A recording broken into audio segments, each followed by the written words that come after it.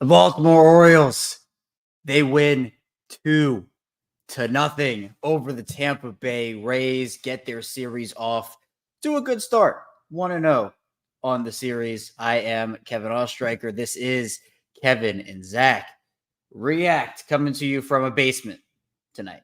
We're coming to you from a basement. Usually we got the setup going, but we're coming to you from the basement. And actually, I have something. I have a couple of things planned for tonight. Zach was Bali on the streets. I think he's coming back at some point, but we are gonna start it off with just me, and then Zach, I think, will join at some point. So, look, we have a lot to talk about. The Orioles win 2-0. Dean Kremer, absolutely masterful. So we're going to be talking about that. Marcus, don't worry. This is not a hostage situation. You don't have to worry about that one. Yeah, on the streets. Maybe he just doesn't want to come on the show. Who knows? Exactly, Kieran. His battery is probably at 6%, but he doesn't actually want to come on the show. But hey, you know what? The Orioles do what they're supposed to do. They moved to 82-60 on the year. We'll talk about a lot because Kremer obviously is the big storyline. But obviously Gunnar is beginning to get his swagger back offensively, but defensively is a little bit of a different story for him. Jackson has a nice little sack fly in there, so you're able to get another run there. The offense struggled outside of, Gunnar, and I mean, that was really it. I mean, Cedric got on 2 times with 2 walks, but other than that, it was really the gun show, and that was it. 4 hits on the day for the Orioles, but you know what? Tampa only had 3. That was enough to win the game, thankfully, for Baltimore, despite the offense going. And I know, Daniel, it's tough for me without the glass fish. Hopefully, and this might be a bit of a spoiler for tomorrow, but hopefully, if the cards end up falling as they do, maybe I have another one, a new one to show off tomorrow. So I'm hoping for that one. But the glass fish, they are missed, but they are safe. But the pitching is the biggest storyline for tonight. So let's start with that for this game. Dean Kremer, 6 innings, 2 hits, no runs, did have 3 walks with the 7 strikeouts. But as these pitchers taking no-hitters into whatever inning you want to talk about, I mean, man, just impressive stuff all around from Dean. I mean, he looked confident out there. I know that, he did have a couple of walks on the day, but this was an unbelievable start. This was unbelievable. And this is the Dean that they need. I mean, I think, to me, if you're talking about the Orioles playoff rotation, assuming that everybody can get back, Corbin, Grayson, Eflin, Suarez, Dean. Those are the guys. And so obviously you get later in the playoffs, you're probably going to have to rely on your 5th starter. I know that some teams do 4 days rest or some other stuff, but look, I mean, Hunter, I agree with you here where it hasn't been like all sunshine and rainbows for Dean, right? Obviously last start wasn't, but he was able to come back after, I mean, look, everybody, I thought he broke his wrist. I thought he was done. I thought that was it, but he dodged that injury. He came back and just absolutely shoved tonight. Absolutely did. And I'm super proud of him. I'm really happy for him. This is a guy that has struggled with consistency at times over the course of his career, but more often than not, when the Orioles have needed him to step up, he has. And that's the most important part of this entire situation, because that's been the story with their entire starting staff. The entire starting staff has been, either the offense is struggling or they've dropped a couple of games off of tough offensive performances where the starter should have got the win, but they didn't. So then you need the starter to go out there and have a gem. And that's what Dean did. If Dean had given up a run, even just one, the game feels a lot different, even though I know the Orioles got 2 back-to-back in the 4th and the 5th. No, sorry, 5th and the 6th. Excuse me, 5th and the 6th. But, I mean, it's not just Dean. The bullpen, Cano comes in, right? Comes in that spot and just, he gets it done. Clutch Gene for Yennier Cano. Absolute clutch Gene. Obviously, you'll see the base stat line of an inning with 2 strikeouts, but it goes very far beyond that, right? Cano was clutch tonight. Cano and Dean combined, it's like they're the two. They're the two. So I was like the entire bullpen, man. I mean, obviously, Sir Anthony kind of made it a little interesting at the end. It was a little faint for the heart there, but CNL comes in and gets 2 outs, and then Dominguez with the inning in the third, even though it was not not the smoothest end to a game that I've ever seen. So yeah, look, actually, Insight, you just read my mind. Literally exactly. I was just about to do this. Just about to do the 1-up. Just about to do it. 1-up is definitely Dean. Obviously, I know he left Cano in a tough spot.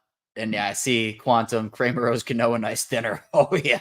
You know how quarterbacks like gift their offensive line like Rolexes at Christmas or something? I think that Dean might gift Cano a little something for getting him out of that. Because, man, he needed it. It would have ruined otherwise incredible thing. And actually, yes, Ed, underrated here. Underrated. Nice catch to save the run on the Adley wide throw. Yes, 100%. But let's get back to 1-up, 1-down. 1-up is Dean, right? Got to give it to him. Honorary 1-up is Cano. 1-down, I do agree on it. Insight, you hit it right on the head. Gunner's defense to me is the 1-down. Still a concern point. Still, I don't trust the Orioles defense in the playoffs. I don't. And I hate saying it, but it's been too inconsistent all year. And if you want to include the stolen base factor in defense, I wouldn't blame you. But this has been the defense was so good last season, right? The defense was one of their calling cards last year. But Gunner in particular, right? It's not just Gunner, but Gunner in particular is, he's taken a step back defensively where he can still wow you. He can still make that incredible play with his glove and his arm, and he can amaze you, and he still does that. But Gunner has been a liability defensively for most of the season. And actually, I started off decently well, but it's been pretty downhill. But where's the comment, Jeff? Yes, I agree with you. Holiday's defense, I do want to give credit where it's due. Jackson's looked awesome. We know what he looked like when he first came up. But, man, Jackson has looked incredible. Incredible. Defensively at second base. So, yeah, and Joe, I see the stat here. 22 errors in his first full season at shortstop for Gunner. Not what you want to see. I mean, again, I look at this. This is one of the uglier box score lines I've ever seen. 2 runs, 4 hits, 3 errors, 2-4-3. Usually you're talking like 6-8-1 or 7-9-0. We got 2-4-3 tonight. Again, I don't know how many games the Orioles have actually had with 3 errors. I know it's been 2 recently, but yeah, it's tough. Do we have a nickname? Well, actually, first, yes, Thomas, agree with you here. We've turned more double plays since Jackson went to second. Jackson's looked great, and he's been that Gunner combination. The double plays, they have been up. But Assad asking, do we have a nickname for young Jackson yet? Is there an official Jackson nickname? Is it Jackie, young Jackie? I'm trying to come up, like, obviously I made the nickname of the century with Nornor for Connor Norby, right? Connor Norby. And Nornor, by the way, is absolutely raking down in Miami. All right, we have Rick saying babyface, Laura saying young Jack. That's a good one. Just a bit outside saying the kid. Yeah, but okay, I want to get to this point first. Gunner at third, Jackson short, Westberg second, Mayo had to play first. I'm curious to see what they do with their infield next year. I think they want Gunner as the full-time shortstop, but I mean, we're gonna see. I don't know what they do. They might reevaluate their infield, but it feels like they really want to go all in on the Gunner at short thing. So we'll see. Yeah, the kid here. Yeah, Laura, I put that. That's good. I like that one. Jax, Jax is one. Baby Jack. Jackson doesn't have a shortstop arm. Baby P says, I just don't know what they're going to do with their infield. I don't like they have the guys. They have the guys, but it's just where do they play? So that's the one. Yeah. M. Clyde saying forearms. You might just have to do forearms. You might just have to do that one. I'm on board. I'm on board with that one. So the Orioles get the win over Tampa. Again, 2-0. This is Kevin and Zach Reacts. We are your Orioles post-game destination, going live after every single Orioles game. I am Kevin Ostreicher. We are, of course, part of the Ryan Ripken Media Show. Empire. No one can check me on saying that tonight. It's the Ryan Ripken Media Show. Empire. We go live after every single Orioles game. Also, every single Ravens game went live after the game last night, or I guess early into the morning. And it was a hectic morning for me, or a hectic night. I did, because we do for the Ravens streams is I record Locked On Ravens before, and then we go over to Kevin Zach React. We do that, and we talk about it. And the Ravens obviously lost a tough one to the Chiefs, but you know what? The Orioles end up getting a big one over Tampa. So I don't know if it necessarily evens everything out based off of how the Ravens lost versus how the Orioles won, but hey, it's good at least one of the Baltimore teams won. And Lil Gunner is another one from Kieran for the nicknames. Lorax saying Eloy at short. Absolutely not.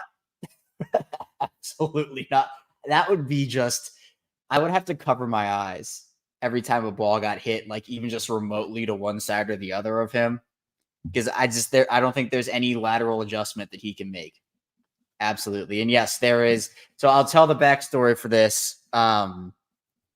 I've been exhausted for the last 2 weeks, just physically drained.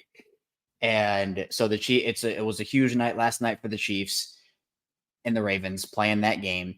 And so I recorded the live show Locked On Ravens. We came over here. We did Kevin and Zach React. And then I had to do a couple of other things. And I ended up recording my 6 a.m. episode for Locked On Ravens today at, 3:30 in the morning. And then I finished it. And I realized that I didn't do the episode right. I didn't hit there was some other stuff that broke after the game. Like Isaiah Likely was taunting the Chiefs. Ronnie Stanley called out the refs. And I just did not talk about it. And I'm just like, well, I'm not taking advantage of the big storylines. I'm going to re-record the episode all over again. So 4:30 in the morning, I recorded the second episode, uploaded it at 6 a.m. and then still had to cut clips. I didn't even write. I just, I'm doing a bunch of writing tonight, but ended up going to bed around 8:30 in the morning because it was that hectic of a night. Got up after just a couple hours of sleep and continued to grind. So that's what this business is, man. And I love it. And obviously coming on here, talking O's, being a part with the Ryan Ripken show, man, it's a blast. It's a grind, but it's certainly a blast. So we're gonna see. And appreciate you, Joe. This means a lot to me. So you've been with me. I know you gave me a chance, and I appreciate that. So man, we're just continuing to work, continuing to grind. Ed, appreciate you. And yeah, Iron Man Jr. Speaking of the Iron Man, he was the guest splasher tonight. I think Brad had a tweet when he was doing he was watering everybody. He said it looked like he was watering his old guy watering his plants or whatever it was. So yeah, look at this, Jason. This is what I'm saying, man. I'm out here working. Zach is sleeping. I don't know where Zach went. I don't know where Zach is. We're gonna have fun though. We're gonna even if Zach doesn't come on, we're gonna have fun. We're gonna have fun. Kieran, I am definitely nocturnal. I'm not a morning person whatsoever. I despise mornings. I do better work at night. I am more awake at night. It's kind of what my schedule has become. And look at this. Fan of the show, Ryan Ripken checking in. No one knows where Zach is. I don't think anybody knows where Zach is, to be honest. I think the theory, Ryan, that we've come up with is when Zach is on mobile, he always, every time he says his battery's running out. And so the theory that we've all come up with is Zach uses the battery excuse to get out of doing the show and go back to the bar.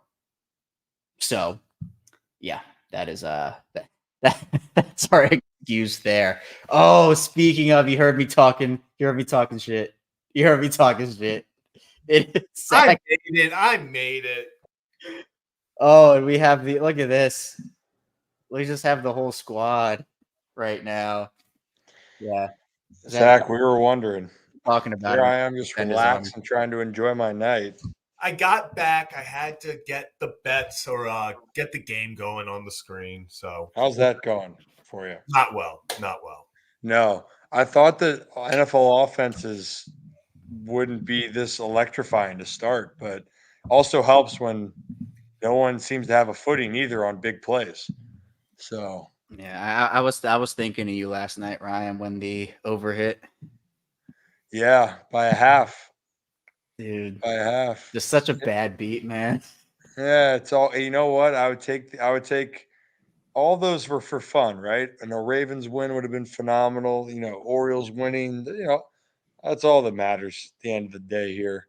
So, Yeah. Well, yeah, hey, we got a good kid alert. I obviously talked about it earlier, but Dino going 6 strong. Cano gets him out of the jam. Kind of that 1-2 punch.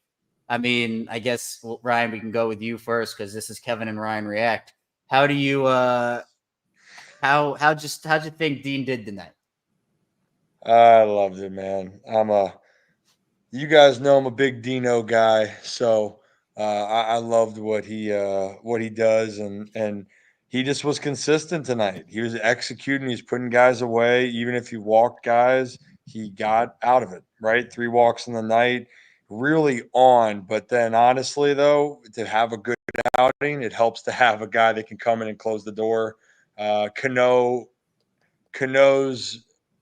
ability after even can validate what Dean Kremer did. You know what I mean? So I know Zach was getting all horny tweeting some Cano things out because he just puts it all in bold.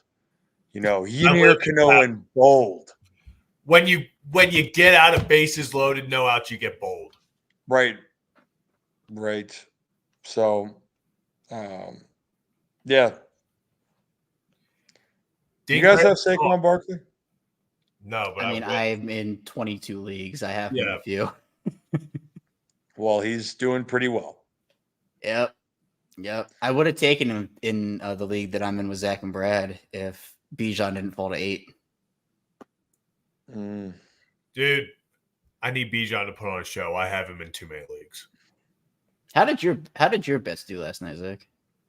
Oh, I needed Ravens plus 3.5 to hit my big parlay, and then it lost on Isaiah Likely being. Oh, you told me that.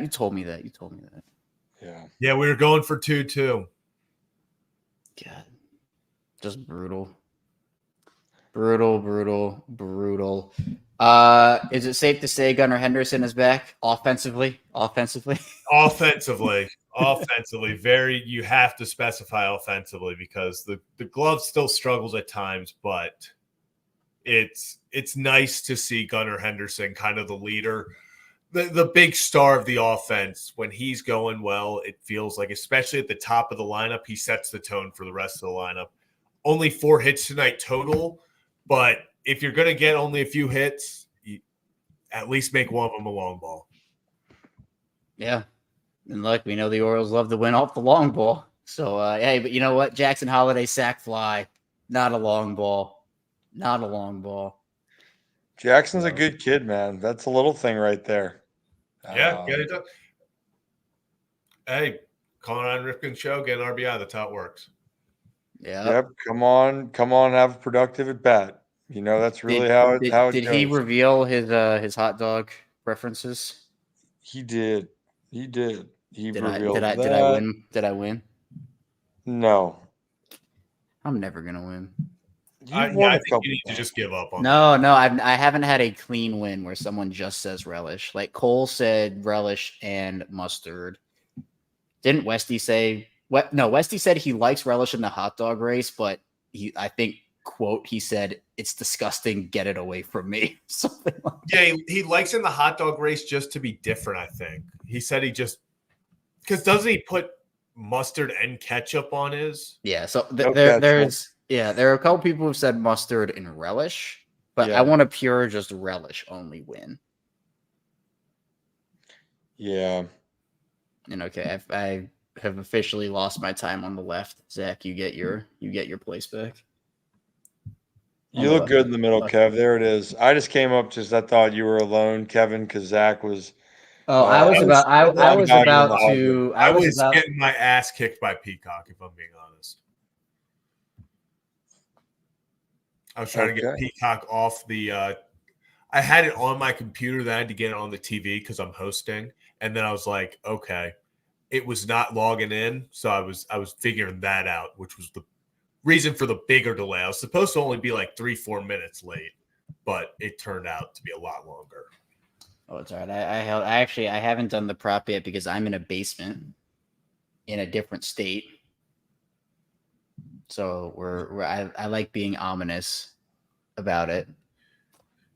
But we have a lot of props and a lot of space for me to do a lot of cool things in this basement. But the first prop, I got a pumpkin stress ball. Why? See, look, watch this.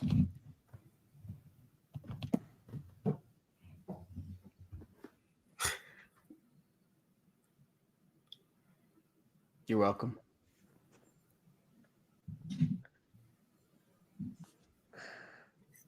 Wait, is that it? What was the prop? Like, did the pumpkin mean something? No, I just found it down here. And you, okay. I mean, hold on. Here, you want me to find something? Wait.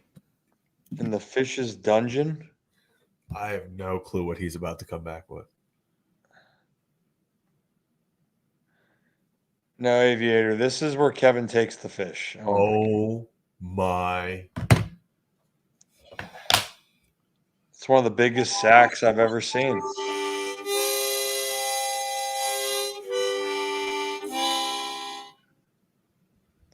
Oh yeah, Ryan. I guess you don't know about this. I randomly ordered a harmonica up live on stream one time, and I just randomly play it sometimes. So when he pulled that out, I had to rip off a quick harmonica.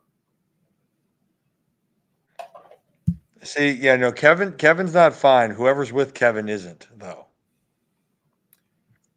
That Kevin's just holding up random. All right. I dig it, Kevin. I dig it.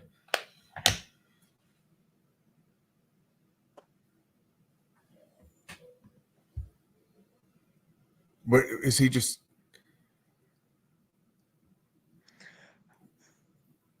He'll show us birch fish next, tied up in a bag. I'm so confused about what he's about to... Okay, it's just him. Okay.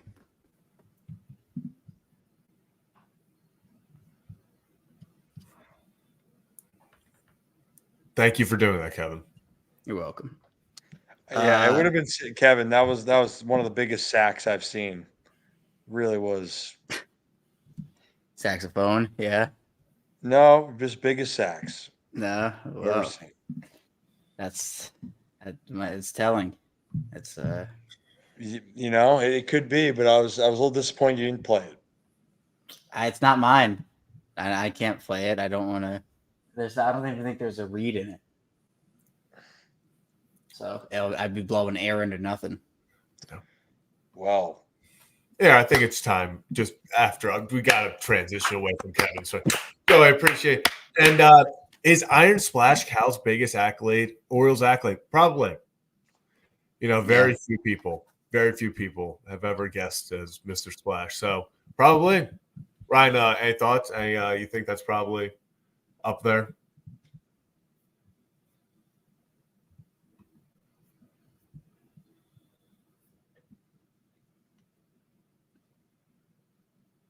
You thinking? Yeah, I can't really think of anything else he's done, so it probably is.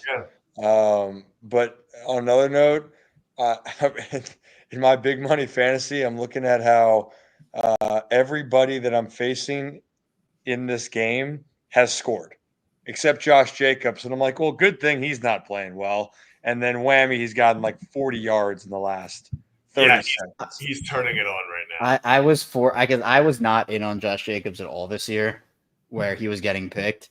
I was forced to take him in one of my leagues, I think. But man, how many Yeah, points does Saquon even have? I don't know. Let me see if I can find a league I have him in. Yeah. People, Just some he- I did Just pregame 28 for. points. Yeah, he's balling. I Damn. even I'm going against Christian Watson, and he even got a touchdown. Yeah, But and it was like a 2-yard touchdown. yeah, it felt good. Oh, also, Felt- apparently T. Higgins is like injured now. Yeah, he's got a hammy issue, Kevin. It's just So at 105.7, I was doing pregame radio at Pickles. By the way, I got some. Tom there, owner of Pickles Pub, gave me some fire shirts. Excited about it. Also got giveaways, guys, because the Birds need help on the homestand for the final homestand. So you guys are going to get something. Yeah, well, Kevin, if it fits, you might be too small, but Oh, I get so I'm excited. I'll show it you off. get some stuff, man. We got some things planned. Yeah, Kevin, we missed you for some stuff, but it was a whirlwind yesterday. It was an absolute whirlwind. But where I was going, someone asked me if I wanted to get splashed by my dad today in the zone. And I laughed. And then I said, why would I want, I said, like, that gives him too much joy. You know what I mean? And he's already done that to me when I was younger as a kid. I'm good. What do you put the hose on a different setting than everybody else and just sprayed you with the jet line? Yeah, I mean, there's been that. I mean, even like, in the pool, he just splashed the hell out of me growing up, I mean, I enjoyed it. It's all part of the game, the banter of the game and whatnot. But I'm like, you know what? I was just thinking, I just hope that the Orioles won this game because if not, I don't know if he's allowed back. So I was concerned. That was big because a loss would have really probably, especially since this is one of the few things he's done for the franchise. It probably they just missed a field goal. That would probably be what he's remembered for. When the people thought Cal Ripken Jr. was the Orioles losing when he was Mr. Splash. That's how I would remember him. So his legacy was on the line. It was on the line, but hey, how about this? Orioles win a 2-0 game. It was great. It was groovy. Pitching and defense has to come up in big moments, minus Gunner's error. Calvin didn't ruin the game for the Orioles. That's a big thing. It's a big plus. And yeah, maybe we just need more Orioles representation in the studio, guys. So things like that usually leads to success too. The Orioles are 1-0 since we had a day yesterday. Yeah. So jam packed. Yeah, I was making. Oh goodness gracious! Oh no, who is that? Who do you think? Of course. Yeah, I mean, we haven't even put out what the other interview is going to be. I think some people know, some don't. Yeah, some people have put things together. Some didn't you announce everything? No, not even close. There was I guess sort of hints there about other things. Yeah, one of the guests gave hints, but not on my account, and then two guests, didn't even say anything. One of them, might have Insta storied something, but other than that,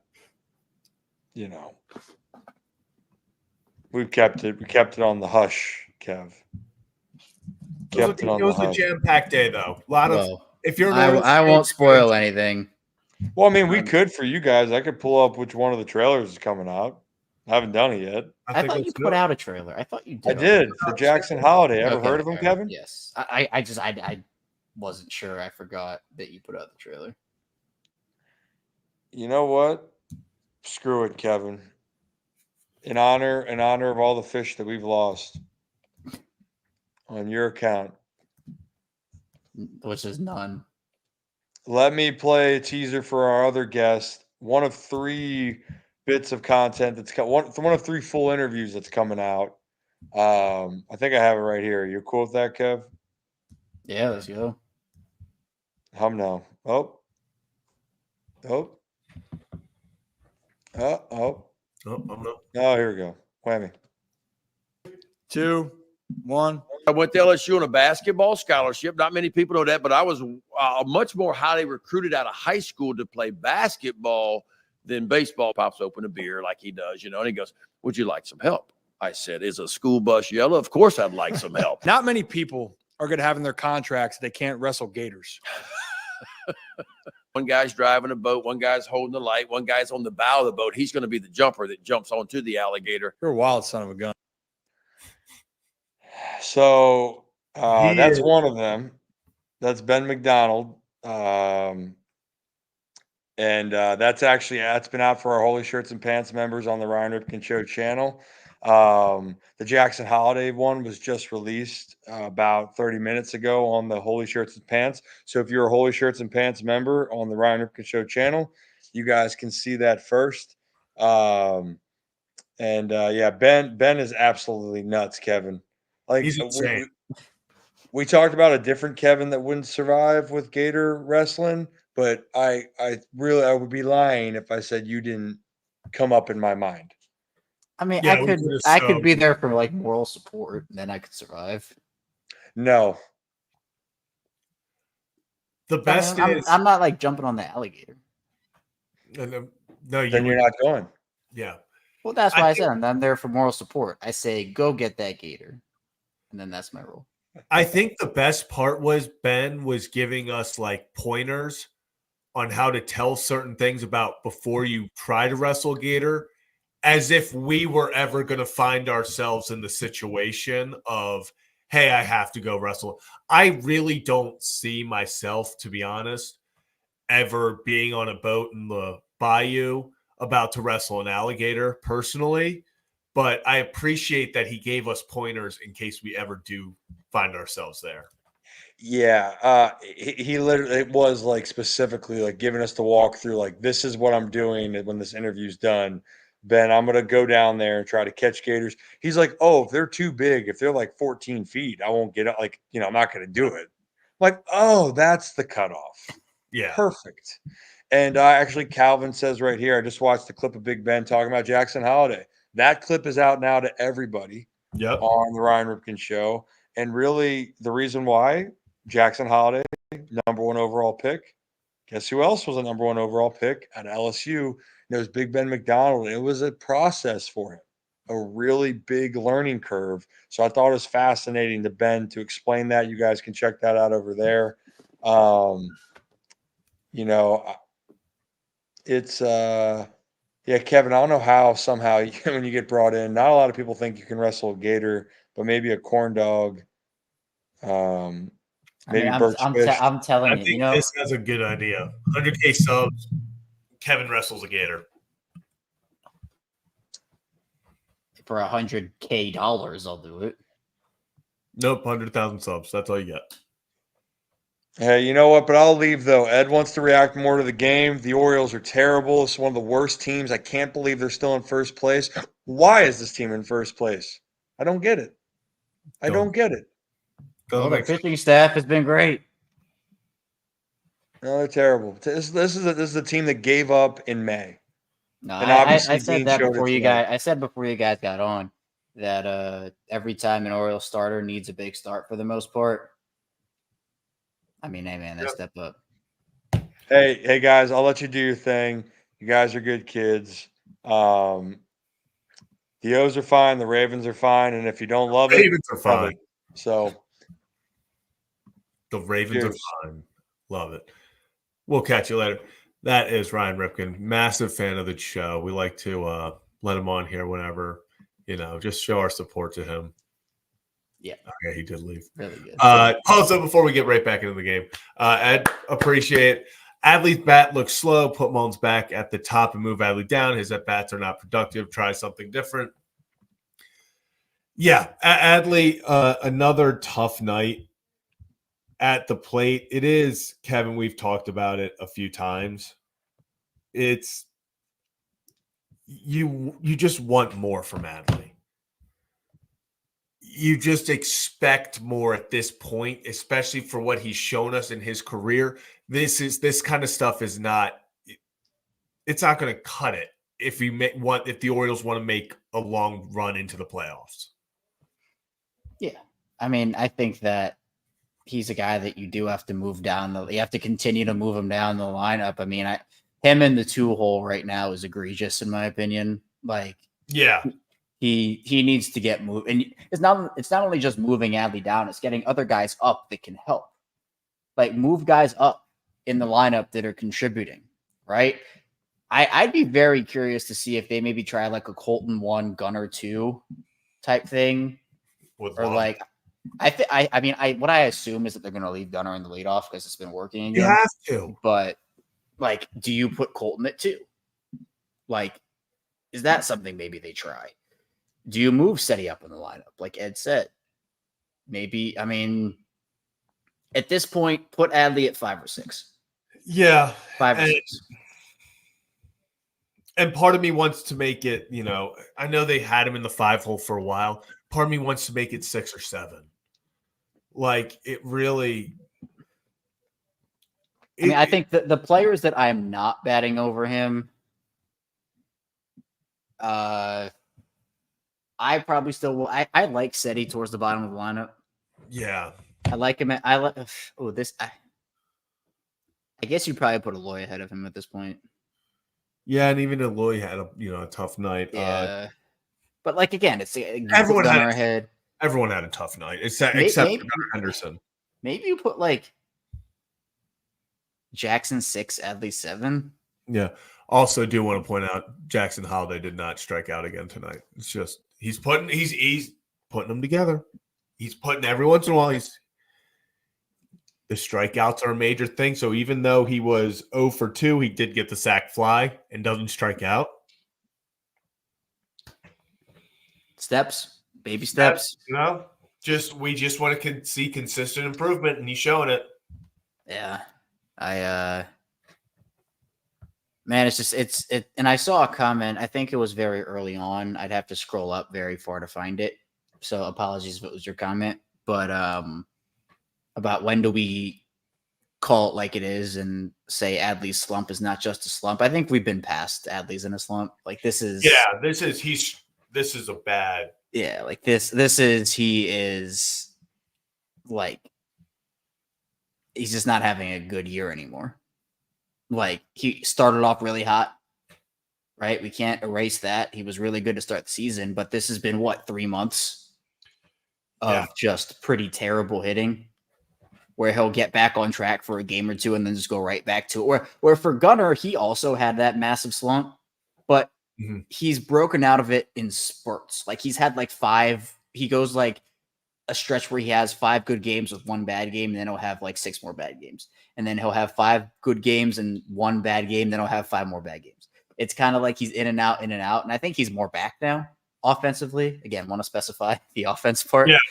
But Adley has just been, maybe he'll hit a homer in a game. Maybe he'll get on base a couple times in a game. But yeah, Hunter, I agree. It is not a slump. It's now a trend for Adley. Yeah. And, I don't necessarily think this, but first of all, Mike, appreciate you as always. Adley continue to struggle. Do you consider making McCann your starting catcher in the playoffs? I don't see them ever sitting Adley in the playoffs. Even if McCann is batting .500 over his last 10 games, like I just, you got to play your stars in the playoffs. Yeah, you just have to hope Adley steps up in the playoffs. It doesn't mean that it's the smart decision. Maybe not off of their production, but it's just hard for me to imagine them going into a playoff game and not having Adley Rutschman as their catcher. Yeah, you got to roll with your stars in the playoffs. I mean, unless it's absolutely egregious, and like this stretch has been, but it's not like we're in a Kimbrel situation with him. Yeah, like he has been their worst offensive player over the last whatever it is, which is kind of crazy to think about, at least from your starters. But you got to play your stars in the playoffs. Have to. Got to do it. Oh, Cash. All right. Other guys we can talk about. Colton. Okay. Hey, cows can fly. Cows can fly. Real fast. Wait, actually, let's talk Colton Cowser. Colton Cowser, he brings an energy. Like, even when he's not producing well, even when he's struggling at the plate, if you want a guy who is going to hustle his ass off and fight for every single out, every single pitch, every single hit, it's Colton Cowser. He'll extend bases. He'll go out there. He'll put his body on the line. We've seen him run down balls in the outfield, full diving catches. Colton Cowser, even when he's struggling, one incredible guy in the clubhouse. Everyone loves Colton Cowser in that clubhouse. And two, he's a guy that's going to bust his ass every single time out.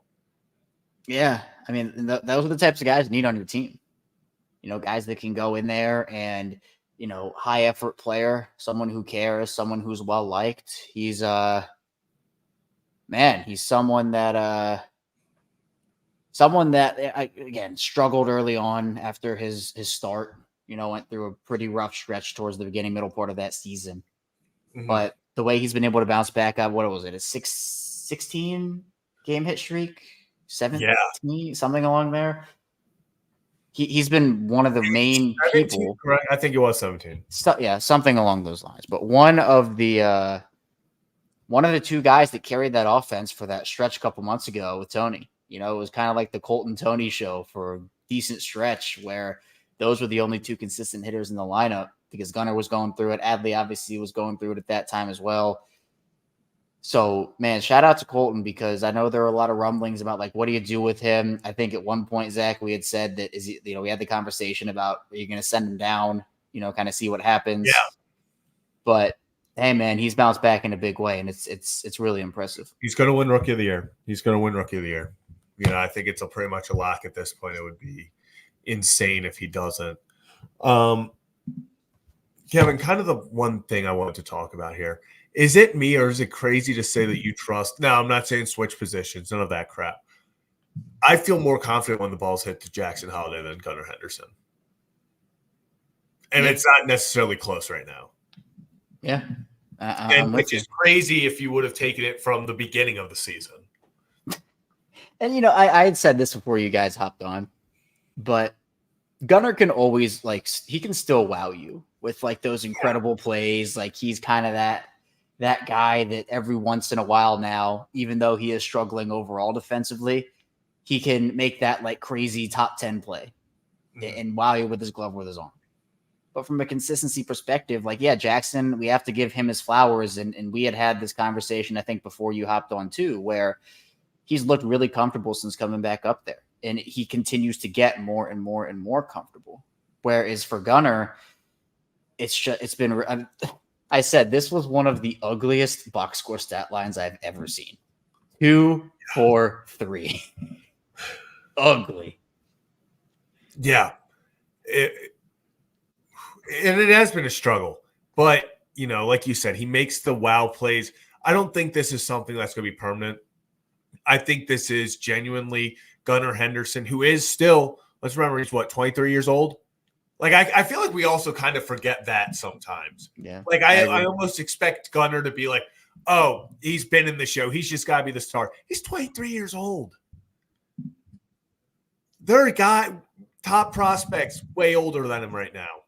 Gunnar Henderson's still 23 years old. He is a young cat in this league.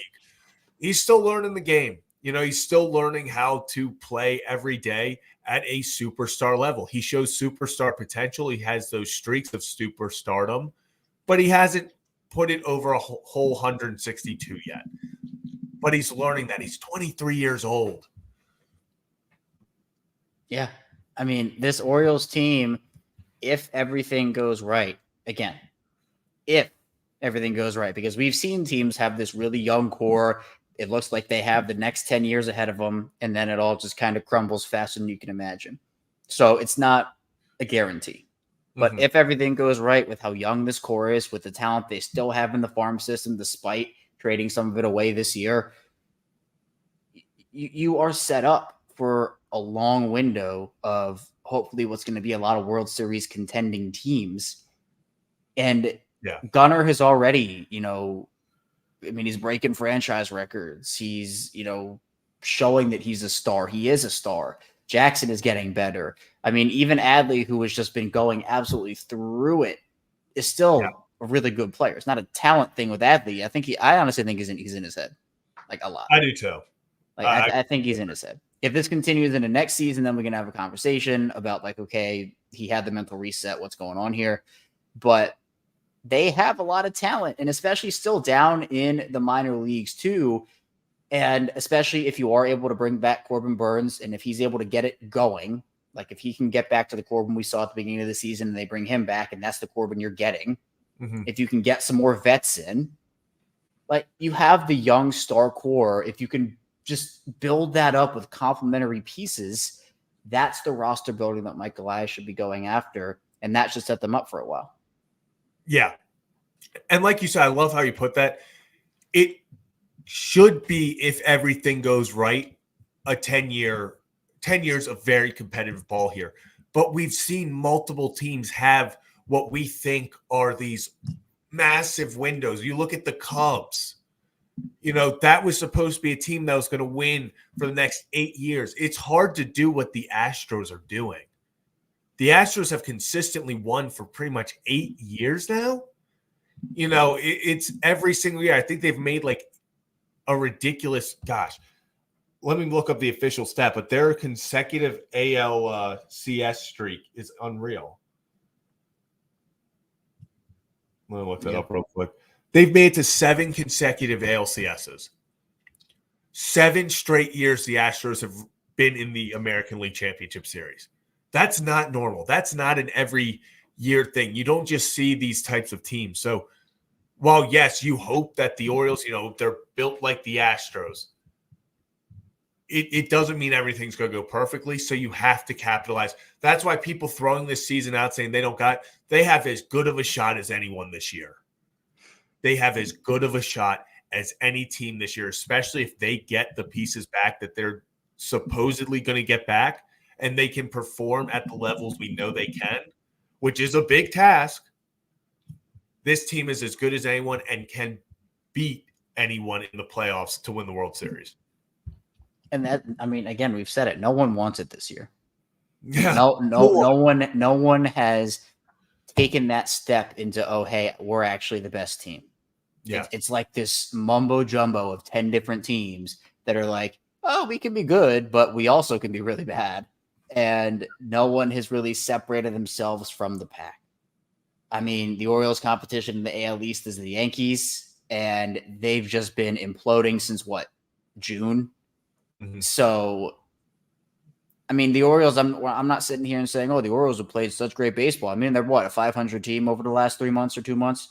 So it's not like they're playing good, but it's not like anybody else is playing good either. It's not like anybody else. I mean, Cleveland blew a 10-game lead in the division to Kansas City.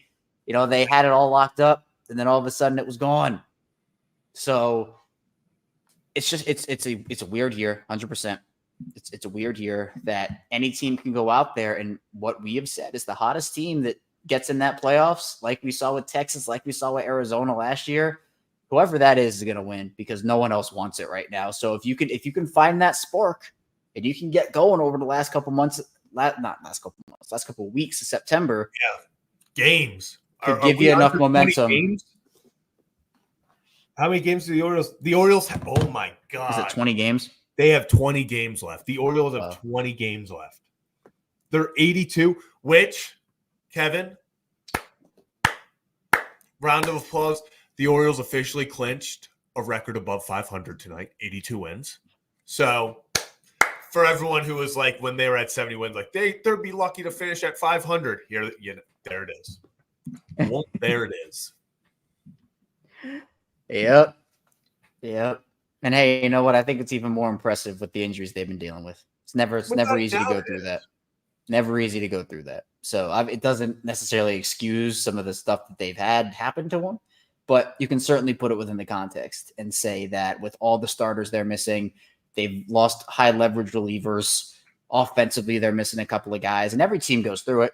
Every team has injuries. I'm not saying it's an Orioles thing only, but the Orioles have unequivocally been the most, or at least one of the most injured teams in the league this year, and that does give context to it. Yeah, without a doubt. What this team's doing is incredible with the injuries they have. There's no way to beat around it. Yeah, it's crazy. Only need to go 8-12 over the next final games to finish with 90 wins. Not bad for the worst team. Should be good. Should be good. Not bad for the worst team in baseball, Kevin. Yeah, man. Anything else? I don't know. I think we're good. I'm It was trying a pretty to. scrappy game. I know the heart was kind of pumping a little bit when Sir Anthony had his little pathway to the win, but to the save. I was like, can we not do this? I was like, can we really just not do this right now? Yeah, man. I'm telling you, man. Never Cinema easy, but they get it. would be Orioles Phillies World Series, where it's Hayes. Also, real fast, poor Austin Hayes back I know. with a kidney infection. That's tough. Tough scene, man. Yeah, for real. Yeah. But I think that's going to do it for another edition of Kevin and Zach React. Appreciate it. We go live appreciate you all tuning in. We go live after every single Orioles and Ravens game. Orioles win 2-0 today over the Tampa Bay Rays, just kind of continuously dominating the Rays this year. Hope to go for a series win tomorrow, and we'll be back at it after the game. It is, I'm assuming, a 4 o'clock game, 4:05 game, so probably around 7 o'clock we'll be live. So we will see you back here tomorrow after the Orioles and Rays for another edition of Kevin and Zach React.